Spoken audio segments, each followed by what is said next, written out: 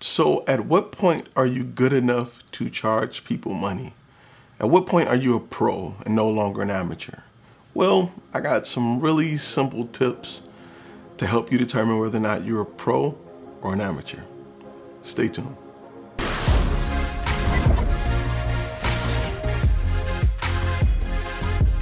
FlashFilm Media presents What You Need to Know. What's going on, guys? Ty Turner here, and we have to address the elephant in the room. At what point are you a professional? And I have some really simple things, business-wise. There are some things you need to understand if you're going to make a living or make money doing this. That will help you determine whether or not you're a pro, whether or not you should go after your passion and try to use this skill set to eat. And there's a few simple rules. Number one, can you outshoot an iPhone? Now that sounds hilariously crazy and it sounds funny to even think about, but can you consistently do it? When I put your pictures next to pictures taken on the iPhone, is there a significant difference? So what do I mean when I say that? Well, iPhones now understand sorta with some software how to achieve very shallow depths of field. They can improve lighting a little bit. They can artificially light a picture. So what I'm saying to you is, can you, with your understanding of lighting, create a better picture than the iPhone can? And I'm talking about pick your best bathroom selfie, and I want you to beat that picture hands down with a portrait. If you can't beat an iPhone, nobody with an iPhone is going to pay you to take their pictures. And there's a whole lot of iPhone users out here, and that technology is not slowing down. iPhone is the baseline for photography and videography, so to speak. It's just the baseline. It's the level at which you need to beat single-handedly to make money in this industry. Nobody is going to pay you to even replicate what they can do with one hand and a small device that fits in their pocket. You have to understand that you need to beat the iPhone. Now, some may say that there are other phones that are greater, and I agree. There are a few other phones that do a great job at taking images, but the baseline is the iPhone, or you can say the camera phone in general. If you cannot properly light a scene, you cannot beat an iPhone. And a lot of people think it is up to the camera, think it's up to the sensor. Oh, my camera's not good enough to go pro. That is a lie. I've shot some stunning images with my iPhone because of my understanding of lighting. You have to understand lighting. Very simple 3-point lighting setup. You have to understand it. If you don't understand lighting, if you think it's all about your camera and catching the right light, you will not make it. So I'm not knocking you natural light photographers, but even those who use natural light understand how to shape natural light and what to do with natural light in order to get the look that they want. A lot of times you hear people who are afraid of artificial light say that they're natural light photographers. That's not going to cut it as much.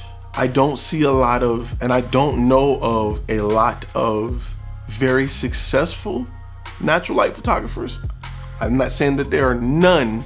I'm just saying there isn't a whole lot of them. I know a lot of successful photographers that use flash, strobe, and things like that. So that's number one.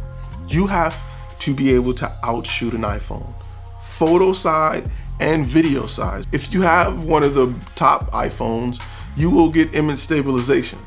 So if you show up with your camera and you're running around and you're shaky, and they're like, man, I can hold my iPhone more smooth than that, you will not make it. Those are two things you need to look at when you talk about the photo and video side. Another thing for me, when I felt like I was no longer an amateur, as an amateur, to get great shots, I would go out and shoot 50,000 pictures, different angles. I got one. And then I would go back and I would look at it and like, let's see what we got. As a pro, I don't do that. As a pro, I know exactly what I'm going to get. When I go out, I know what tools to bring. I know exactly what I'm going to get. I want a picture of a model waist high in grass with hair, with light shining through her hair, with a little bit of golden hour bounce light coming up and lighting her face. I know exactly what I'm going to get. No matter what I shoot, I can picture and sometimes even draw or diagram exactly what I want before I go get it. So I'm able to consistently create great images because I know exactly what I want and I understand how to create it consistently. As an amateur, I just shot a lot of pictures. Let's see what happened. Maybe if I get this angle, maybe if I change that angle. As a pro, I know I want to shoot this at f2.8 because I want a really shallow depth of field. I want the focus to be on the left eye. I want a little bit of glare coming off the side of the head into the camera lens.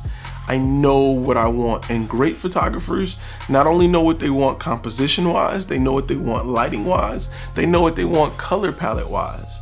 They know everything they want. As a professional, I have apps on my phone that tells me where the sun will be during certain times so I can plan my shoots during those times. I plan everything, and to me, I believe that is a major difference for myself to determine whether or not or when I became a pro instead of an amateur. It's very important that you understand how to create your look and you're not guessing. You can't be consistent if you're guessing. The third thing that happened to me to help me realize I was a professional was I was not afraid to push the boundaries and try new things. And when I say try new things, I don't just mean with techniques, I also mean with technology.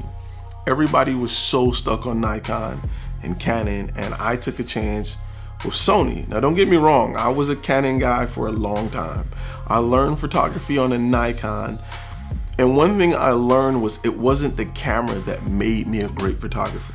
It wasn't. It was my understanding of how to use the camera. And once I understood that, it allowed me to get other things and shoot with other cameras. I love Sony to death. I'm interested in seeing what other cameras do. I'm interested in playing with more Olympus cameras, more Fuji cameras. I'm interested in trying new things. So I understand that the camera doesn't make me, and thinking outside of the box on not only how to capture great images, but what I would use to capture great images, I think is another thing that kind of told me, hey, you are a professional. Give me any camera, I can create great content. I used to go out with a group of friends and we used to love to capture photography in vacant buildings and abandoned buildings and things like that. And I remember I had a ton of high-end gear. I probably had 5D Mark IIs, 5D Mark IIIs at the time, and they were shooting on like T2Is, T3Is, or some of the Nikons with kit lens. And they would always say, man, your images are so much better than mine. It's probably because you got a 24-70 2.8. It's probably because you're using a 5D Mark II. It's probably because you got all this great gear. And I switched gear with them, and I was able to outshoot them still. And that happened to me when I was in the military. When I was in training, I had an instructor that had all the gear in the world, and I would always say, you're only out shooting us because you got better gear. And he said, okay, here, switch. Then I really understood that it is not the gear that makes you. The gear helps you get there. Don't get me wrong. The gear will help you get there and make it easier for you to be consistent. But a great photographer, a professional, can shoot on anything. Now, don't get me wrong. You can't shoot, sports photography with a 50 millimeter. It's just not gonna happen. It's just not gonna happen. However, you can shoot with an iPhone. You can shoot great images with an iPhone. Often I'm with my friends and we'll take a picture of the same sunset, but because they're on auto and I'm controlling mine manually and I know what I want, I'm able to get better pictures or a better video. So keep that in mind. When you want to think about whether or not, am I an amateur? Am I pro? Think about those 3 things. Those 3 things are very serious when it comes to making a determination of if you should even go into a professional career in photography or videography. Sometimes I see a lot of photographers who don't have the skill set, and they try to lowball their price to get people to purchase from them, and their excuse is that the market is saturated, when one, they don't have the skill set to show value so that people will buy their service.